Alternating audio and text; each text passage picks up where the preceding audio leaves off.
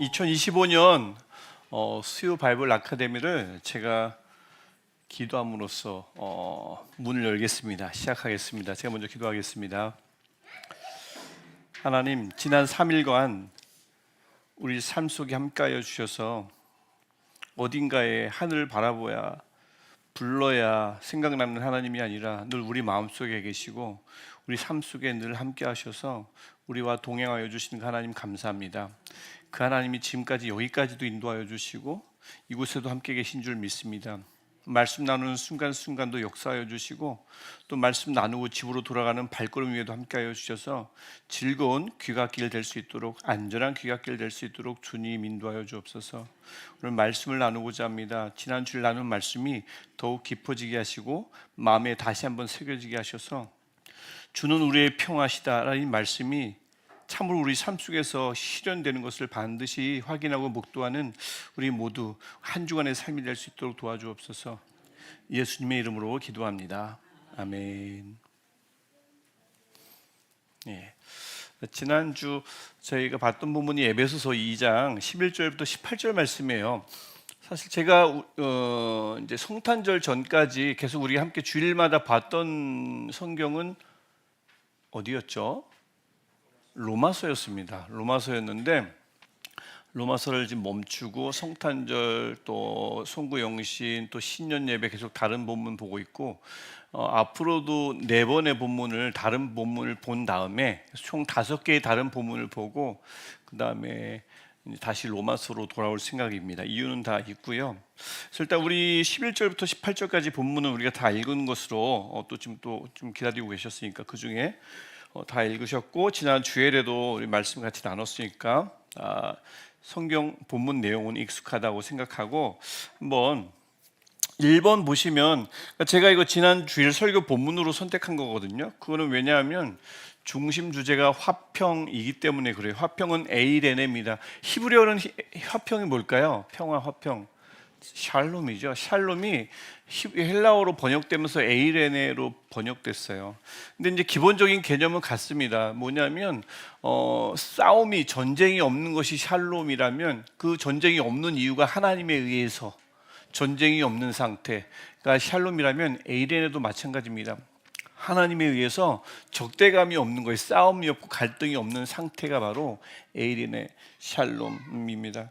근데 이제 그게 왜 중심 주제로 봤냐면 제가 우리 한글 성경에는 화평이라는 단어가 14절하고 15절에만 나오죠. 제가 굵은 글씨로 표시해놨죠.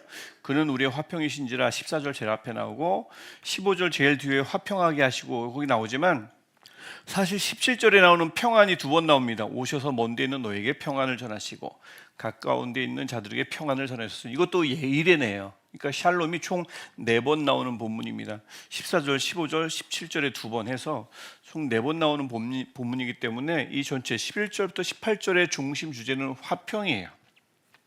화평을 제가 첫 주는 여기서 음악이 지금 나오는 것 같은데요. 첫 주는 우리 음악 전환하는 이 음악. 첫 주는 은혜와 관련된 말씀을 사실 한 거예요. 우리가 하나님의 은혜를 갚을 수 없고 그 은혜를 생각한다면 서로에게도 뭔가 은혜를 베푼다고 생각하기보다는 하나님의 은혜를 대신 갚는 것으로 우리 얘기했잖아요. 그래서 첫 번째 주는 은혜에 관해서 이야기했고 지난 주는 요 화평, 사실 연합을 위한 화평을 이야기한 것입니다. 앞으로 3개 본문을 더 할 건데 다른 본문을 그렇게 한 이유는 총 5개의 다른 본문을 하고 나면 주께는 무익한 종으로 사람에게는 빚진 자로 오라는 우리 교회의 사명선언문을 중심으로 5개의 핵심 가치를 올해 함께 나누려고 합니다. 그래서 이번 주 지난 주일에 이제 2번째를 나눈 거예요. 첫 번째가 은혜, 2번째가 에이레네 화평, 연합을 위한 화평 이렇게 나눈 거거든요. 그래서 에베소서 2장 11절부터 18절 에베소서 전체가 화평, 연합, 하나됨이라는 아주 핵심 주제를 갖고 있는 책이 에베소서인데 특별히 에베소서를 고른 거죠. 그래서 이 화평이라는 중심 주제를 때문에 에베소서 2장 말씀을 골랐고요. 기억나십니까? 그때 이 본문 11절부터 18절이 세 부분으로 나뉠 수 있다고 말씀드렸죠. 여기 이제 1번에 나오는 것처럼 11절부터 13절, 14절부터 15절, 16절부터 18절 이렇게 세 단락으로 나눌 수 있습니다. 그러니까 3가지의 화평으로 나눌 수 있다는 거예요. 그래서 첫 번째 11절부터 13절은 누구와 누구의 화평일까요? 관계 회복일까요? 11절부터 13절은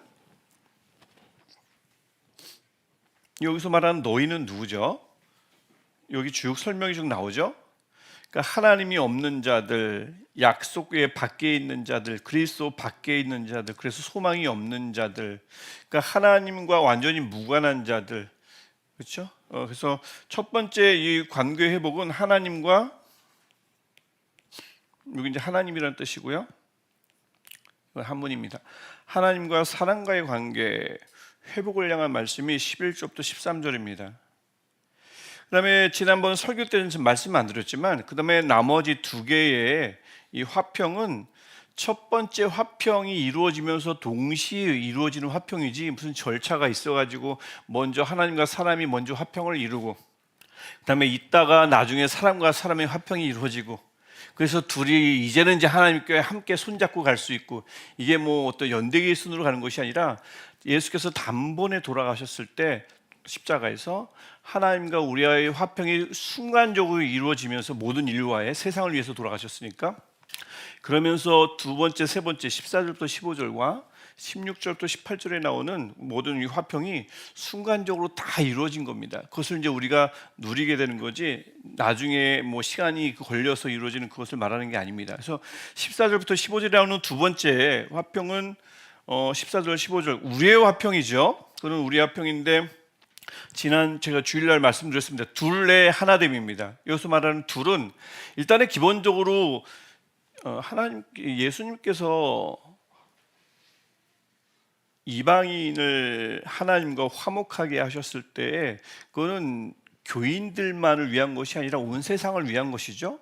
온 세상을 하나님과 화목하게 하셨는데 다 오진 않고 교회가 그들이 따라야 할 모범이 된 거죠. 그래서 11절부터 13절 모든 인류를 위한 예수 그리스도의 죽음이 14절 15절 교회가 이제 제일 먼저 세워지면서 그 안에서 이루어지고 그다음에 이루어졌으면 어떻게 돼요? 두 번째 화평은 사람과 사람 간의 화평이라고 제가 말씀드렸죠. 그래서 둘의 하나됨 이게 14절부터 15절입니다. 교회 안에서의 화평. 그다음에 마지막 세 번째 16절부터 18절은 하나 됐으면 어떻게 해야 돼요?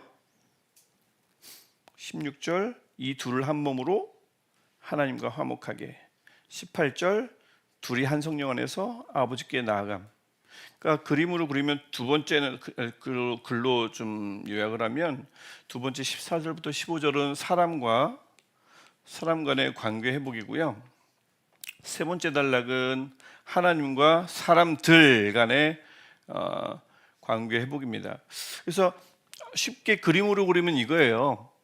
하나님이 사람들과 관계 회복을 시켰는데 그 다음에 그 둘을 손잡게 하셨어요. 손잡고 나오라고요. 1대1로 나오는 게 아니라 교회를 세우신 이유는 기본적인 관계를 회복해 주시고 그 다음에 이 둘을 하나 되게 하셔서 이제 그림으로 그린다면 손잡고 나오라고 하시는 거죠. 그게 이 세 단락에 차례차례 그려진 그런 내용이라 볼 수가 있습니다.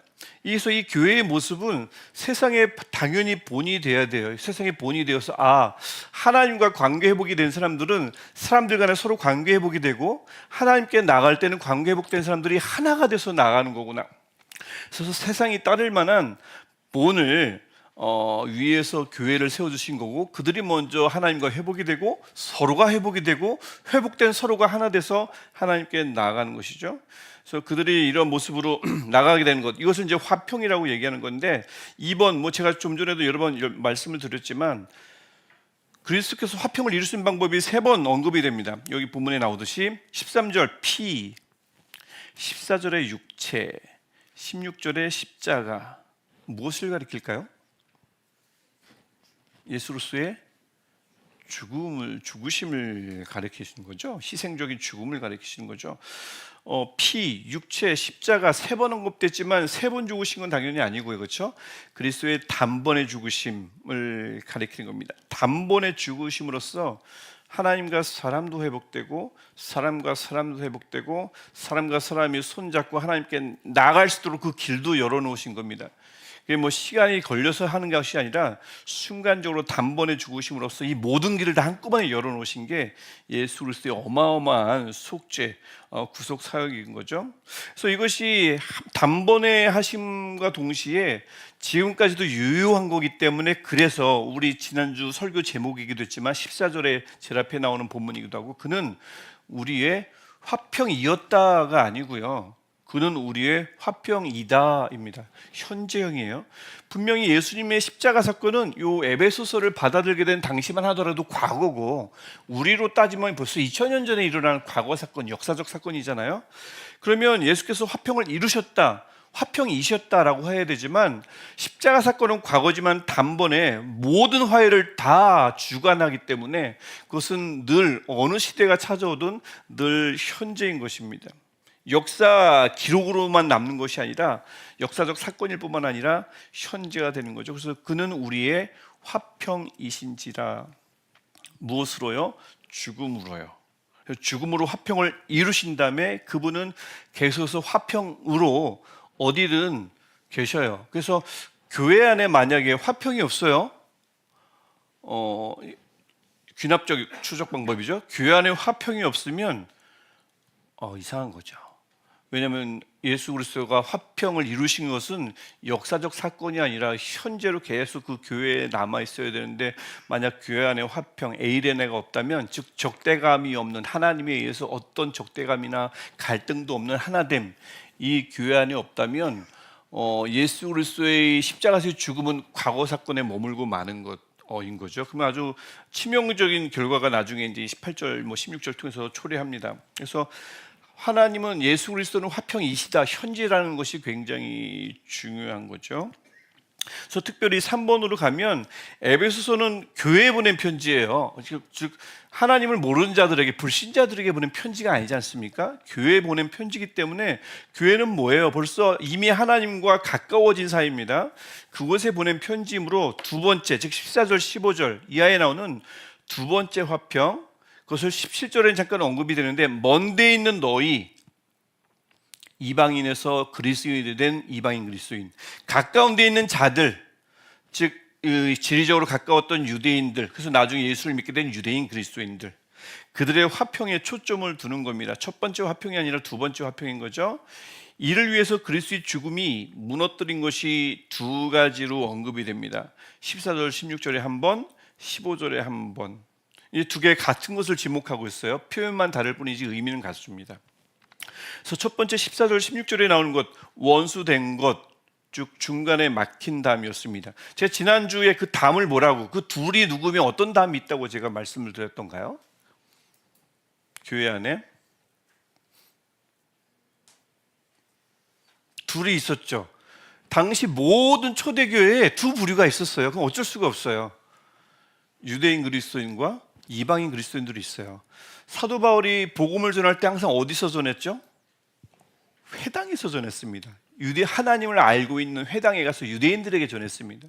그들이 그 중에 일부가 예수를 믿게 되고, 그 회당에는 늘 유대교를 동경하던, 회심하고 싶어하던 이방인들이 있었거든요. 그들도 이제 예수를 믿게 되는데, 먼저는 유대인들이 예수를 믿습니다. 그래서 유대인 그리스도인들이, 저번에도 이제 설교 때 말씀드렸지만 아무래도 원조가 되지만 지역 자체가 이방 지역이기 때문에 그 복음이 전파되면서 더 많은 이방인들이 그리스도인이 된 거죠. 그래서 그 교회 안에는 그 두 부류가 있었는데, 그러니까 재밌는 거예요. 이런 에베소서나 로마서도 나중에 마찬가지인데, 이 예수님께서 하나님과 사람들을 자기 피로, 자기 육체로 십자가에 달려서 회복시켜 놓고는 무엇을 하신 거냐면, 손 잡고 오라고 하는데 손 안 잡고 와요.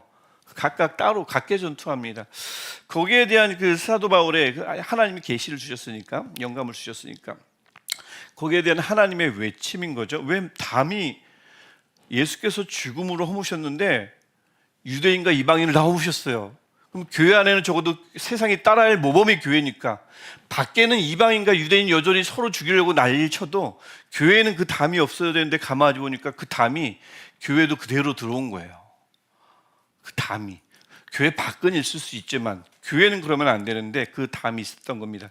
그러니까 유대인들은 하나님만, 예수는 믿기 전에 하나님만 믿을 때는 어쨌든 이방인과 전혀 교제를 안 했겠죠. 유대인들은 절대 이방인과 교제를 하지 않습니다. 그렇겠죠? 그럼 그런 유대인을 이방인들은 늘 어떻게 생각했을까요? 혐오했겠죠. 저 자기 의에 빠진 이들, 스스로 잘난 체하는, 거룩한 척하는, 우리를 미개인으로 여기는. 사실 이방인들은 좀 미개하긴 했어요. 하지만 어쨌든 그런 적대감이 교회 밖에 있었는데 하나님께서 예수 그리스도를 통해서 관계 회복을 하면서 그 담을 허무셨고, 도대체 담을 어떻게 허문 건지를 교회를 세우셔서 보여주셔야 했어요. 그래서 보여주시려고 불렀는데, 이 사람들이 교회 안으로 부름을 받았는데 무엇을 해결하지 않았냐면 그 담 문제는 여전히 갖고 있었다고요. 밖에서도 원수였는데 교회 안에 들어왔는데 여전히 원수인 겁니다. 뭐 이것과 비슷한 얘기가 고린도 전서에도 나오는 거죠. 밖에서는 내가 주인이고 종인데 교회에 왔는데 형제 자매래요. 스트레스 받죠. 교회 밖에서는 내 종인데 나와 같은 상에서 밥을 먹을 수가 없는 자가 교회 안으로 왔더니 같이 밥을 먹어야 돼요. 그러니까 이 밖에서 엄밀하게 사람들을 위아래로 구분졌던 그 벽이, 그러니까 유대인과 이방인의 벽도 갈라지지만 주인과 종의 벽도 밖에서는 있었지만 안에서는 있으면 안 되는데 고린도 교회는 그대로 그게 있었어요. 그러니까 밖에 있는 담이 안에도 그대로 있더라. 그것을 말하는 거죠. 중간에 막힌 담이 그겁니다. 유대인들은 부정하다고 이방인을 업신여기고, 그런 유대인들을 이방인은 너무 꼴보기 싫어서 혐오하고, 그런 것들이 밖에 있었지만 안타깝게도 예수 그리스도를 믿는 그들이, 예수 그리스도의 죽으심으로 하나님과 화목됐다고 하는 그들이 서로의 화목은 소홀히 했다. 이게 바로 막힌 담입니다. 이 막힌 담의 그 기원은 아무래도 이방인과 유대인들을 어떤 한 공간 안에서 갈랐던 적이 있죠. 예루살렘 성전이 그랬죠. 성전이, 그렇죠? 유대인의 뜰과 이방인의 뜰이 있었습니다. 하나님을 함께 섬기는 예배의 초소였는데 성전 안에 들어가면 이방인의 뜰이 있고 유대인들이 들어가는 뜰이 따로 있고, 유대인도 남자와 여자가 들어가는 뜰이 따로 있습니다. 그래서 남자와 여자의 그 뜰을 가로막는 문구는 없었지만 유대인의 뜰과 이방인의 뜰은 문이 있었고 거기에 경고문이 하나 붙어 있었습니다. 보시면 거기 보면 누구든 유대인이 아닌 다른 민족이 이 문을 넘어갈 경우 죽임을 당할 텐데 그것을 마땅히 여기고 감사히 여길지어다.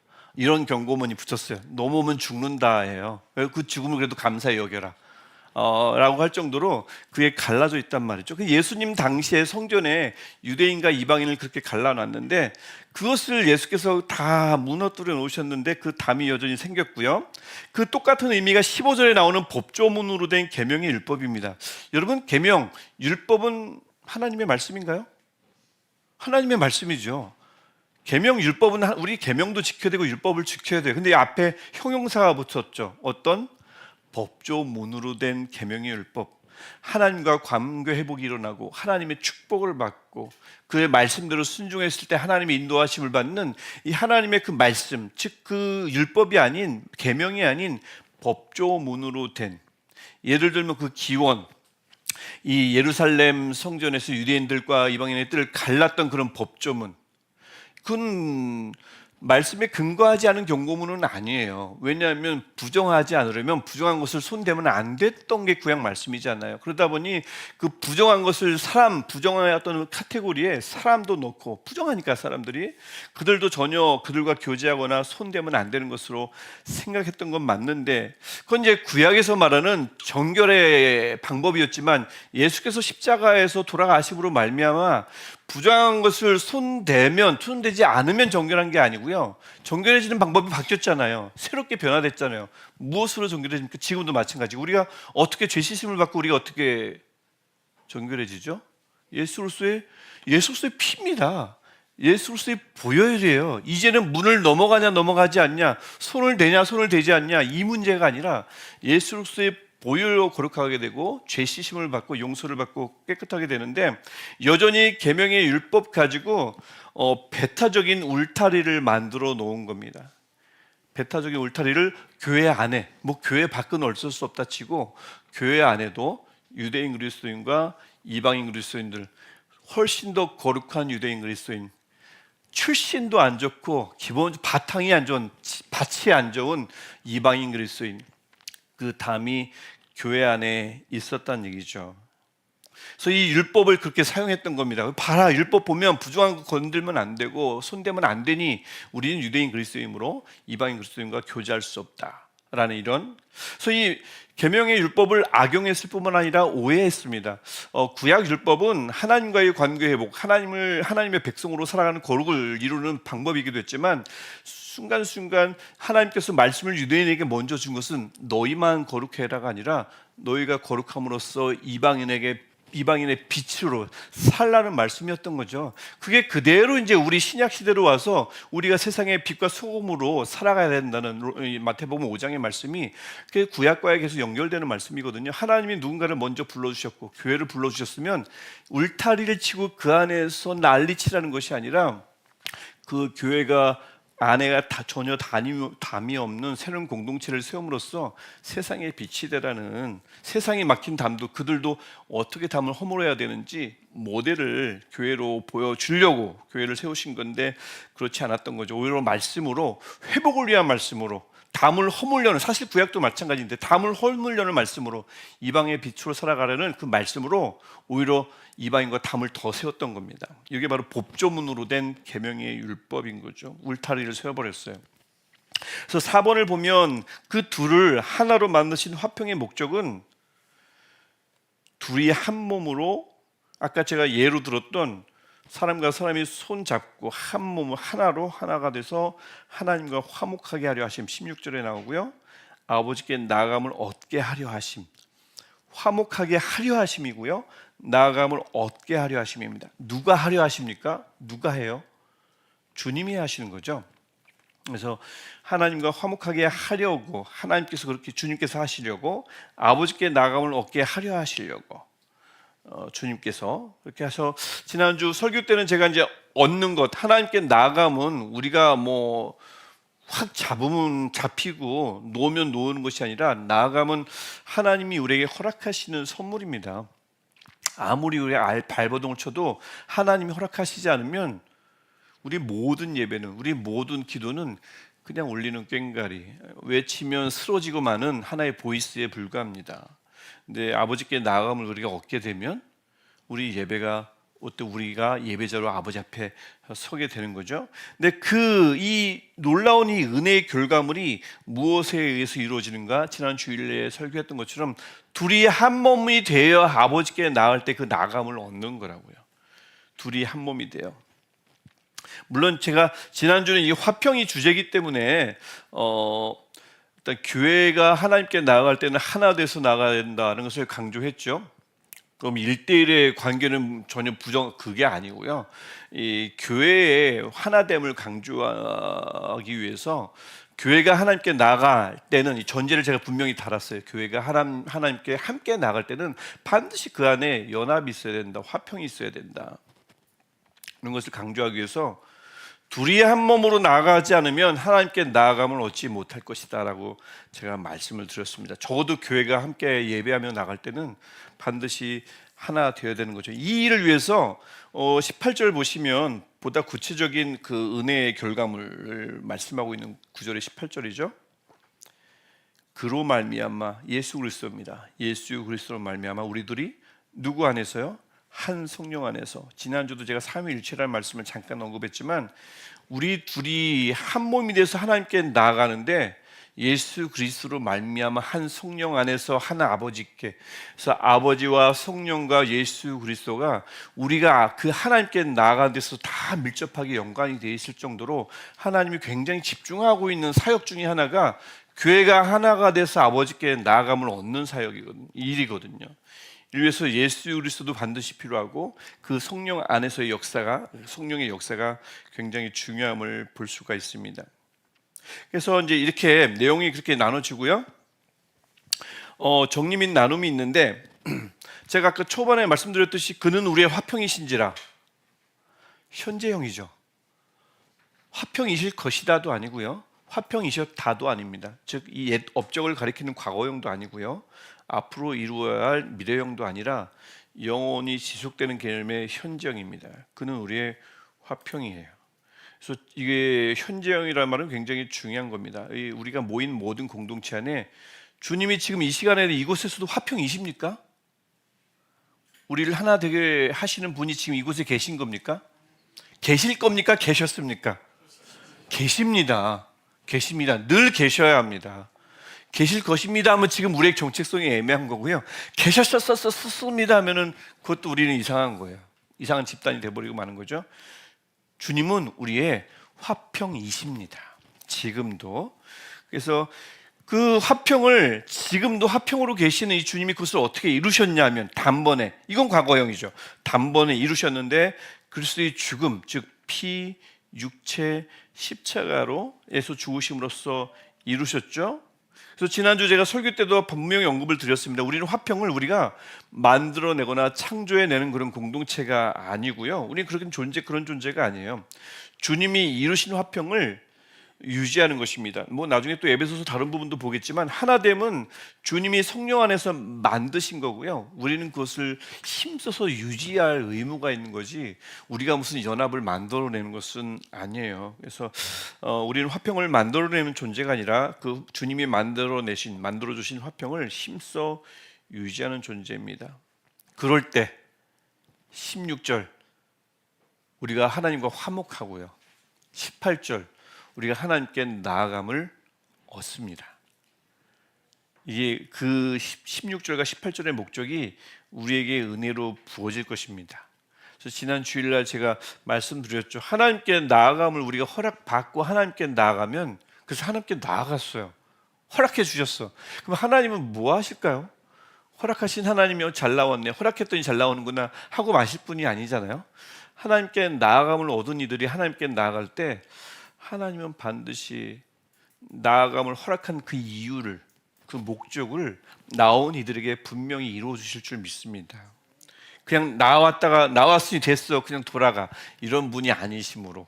그래서 둘이 하나 되어 함께 모인 이들이 어떤 적대감, 분열, 갈등도 없는 에이레네, 샬롬, 하나님에 의해서 강권적으로 이루어지는 샬롬, 어떤 분열도 없는 하나됨, 연합으로 나아갈 때 나아감을 얻고요. 나아감을 허락하신 하나님의 은혜가 분명히 부어질 것입니다.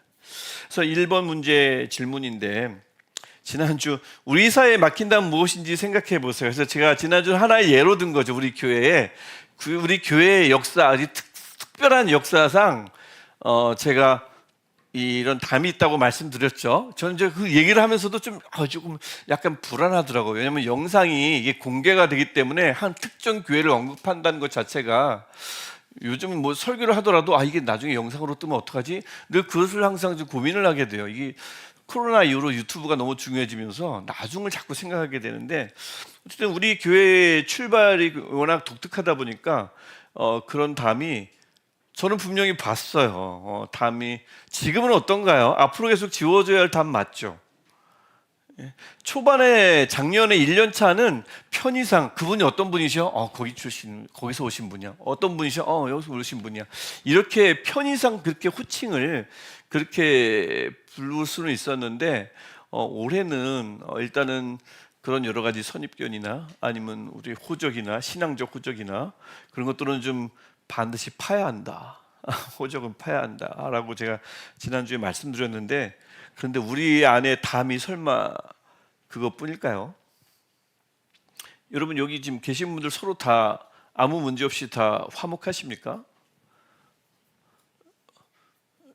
뷰티풀 철추에서 오신 분들 편의상 부르시는 거예요? 죄송해요. 뭐 하나라고 해놓고는 다시 그렇게 불러드려서 죄송해요. 또 우리 저쪽에서 오신 분들 서로 이쪽과 저쪽에서 여기 그게 있죠. 가까운 데서 오신 분과 먼 데 있는 여러분과 가까운 데에 있는 여러분들 다 친하십니까? 화목하십니까? 화목하십니까? 그쪽에서 싸우다 오셨는데 여기서도 별로 관계가 안 좋으신 건 아니고요. 교회 밖에서 담이 있었는데 교회 안에 왔는데도 담을 그대로 가져오신 건 아니고요. 화목하십니까? 이게 그냥 화목 자체가 목적이 아니라 16절과 18절 우리가 화목해서 둘로 하나 돼서 나아감을 얻을 때 누릴 수 있는 게 어마무시한 거거든요. 그래서 둘이 하나 되면 단순히 연합해 우리가 힘이 세지지, 여기에서 머무는 게 아니고 나아감을 얻는 너무나 중요한 수단입니다. 나아감을 얻으면 그 다음은 하나님이 책임지실걸요. 그러니까 우리 안에 막힌 다음 어떤 그 교회 출신 문제도 있지만 어떤 게 있을까? 한번 조별로 한번 지금 나눠 보시기도 하고 한번 생각해 보세요. 성격 차이, 뭐 부부간의 성격 차이 말고 저랑 안 친하신 분 왜 저랑 안 친하신 것 같아요? 스타일 차이. 저는 좀 사실 조금 자유분방하거든요. 그래서 조금 그것과의 어떤 좀 괴리감이 있을 수도 있고. 여러분과 여러분 사이 어떠세요? 기도하는 스타일이 달라서, 너무 커서, 너무 작아서, 뭐 여러 가지 이유가 될 수 없는 이유가 불필요한 담을 만들 수 있고요. 그것이 만약에 둘이 손잡고 아버지께 나아감을 얻는 것에 방해가 된다면 우리의 기도, 우리가 드리는 시간, 노력 다시 한번 재고해 볼 필요가 있습니다. 나아감을 얻는 나아감인지 혼자 나아감인지 볼 필요가 있는 거죠. 첫 번째고요. 두 번째, 우리가 화평을 힘써 유지할 수 있는 방법은 무엇일까요? 이 문제에 답을 하려면 우리의 화목이 최초에 어떻게 이루어졌는가를 생각해 보면 금방 답이 나오죠. 누구의 죽음으로? 예수 그리스도의 죽음으로. 예수 그리스도의 화목은 희생으로 이루어지는 겁니다. 화목제물 자체가 희생이죠. 화목제 자체가, 하나님과 화목제 자체가 제물이 필요했잖아요. 레위기에서 기원한 말씀이잖아요. 그래서 화목은 무조건 희생이 필요해. 희생 없는 화합, 화해, 연합은 없습니다. 그러니까 방법은 예수께서, 하나님이 다른 방법이 있었으면 그냥 말씀을 했겠죠. 하나님도 다른 방법이 없어서 예수 그리스도를 죽으심으로 사람과 화목을 시키고 사람과 사람을 화목시키고 그 공동체와 하나님을 화목하게 했는데, 우리가 우리 희생 말고 무슨 수로 우리가 하나 될 수 있겠어요? 하나님도 재물 말고는 없었는데, 자신을 죽이심 말고는 없었는데 우리가 무슨 수로 하나 될 수 있겠냐고요. 그래서 우리가 화평을 힘써 유지할 수 있는 유일한 방법은 여러분 희생입니다. 내가 좀 더 낮아지는 거고요. 내가 좀 더 죽는 거고요. 하나님도 그것밖에 방법이 없었다면 우리는 전혀 다른 방법이 없는 거예요.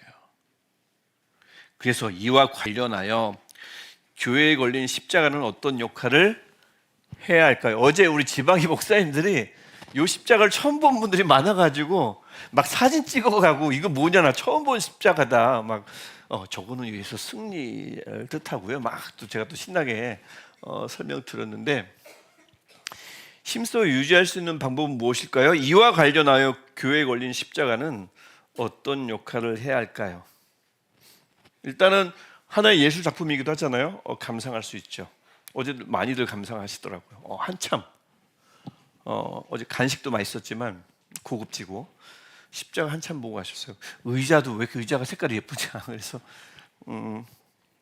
제가 골랐습니다. 그랬습니다. 네. 자, 십자가는 감상도 할 수 있어요. 하지만 그 다음에 예수 그리스도의 죽음을 묵상하죠.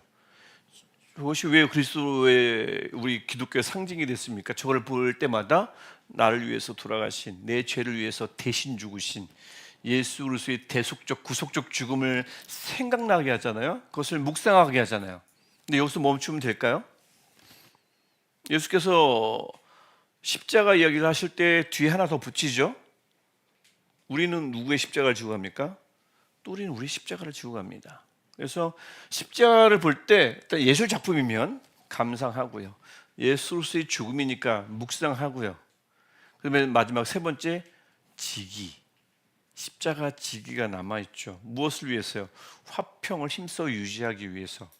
하나님이 하실 수 있는 방법이 희생밖에 없었다면 이것이 그 하나님이 하신 방법을 우리에게 계속해서 보여주고 있는 너무나 위대한 상징적 조각품이라면, 십자가라면 거기서 멈출 것이 아니라, 그럼 우리는 어떻게 하나 될 수 있을까? 나는 저분과 어떻게 화목할 수 있을까? 도무지 마음에 들지 않는데 희생밖에는 없습니다.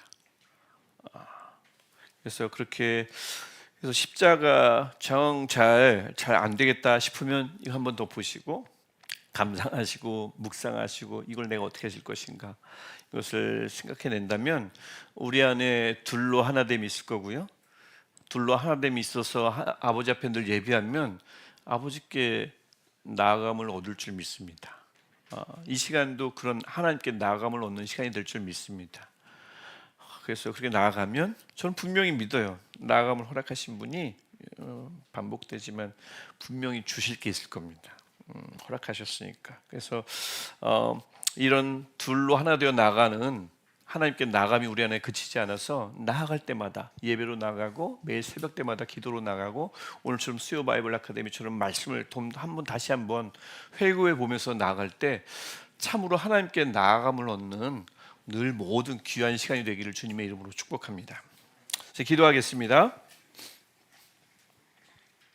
하나님, 이 세상 속에서 우리를 먼저 불러주셔서 하나님과 화목됨이 얼마나 기쁜 일인지, 얼마나 축복된 일인지를 우리에게 먼저 알려주셔서 감사합니다.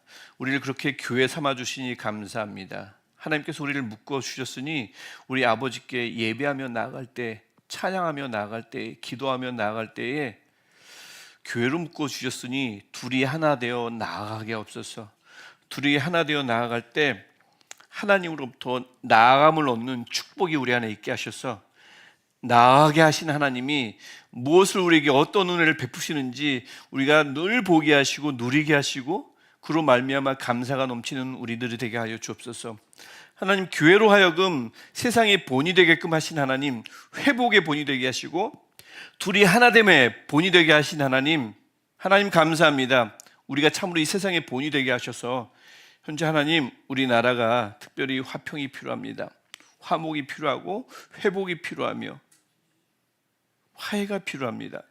주님, 우리 교회가 하나님 앞에 바로 서서 날마다 둘이 하나 되어 나아갈 때에 세상이 주목하는 우리 공동체가 되게 하시고 세상이 흠모하는 공동체가 되게 하시며 세상의 길잡이가 되는 우리 교회가 되게 하셔서 우리의 화평이 세상으로 흘러넘치고 우리의 화해가 세상에 가득한 그 날이 올 때까지 주님, 우리가 화평을 위해서 우리 스스로를 희생하는 일을 멈추지 않는 우리 모두가 되게 하옵소서.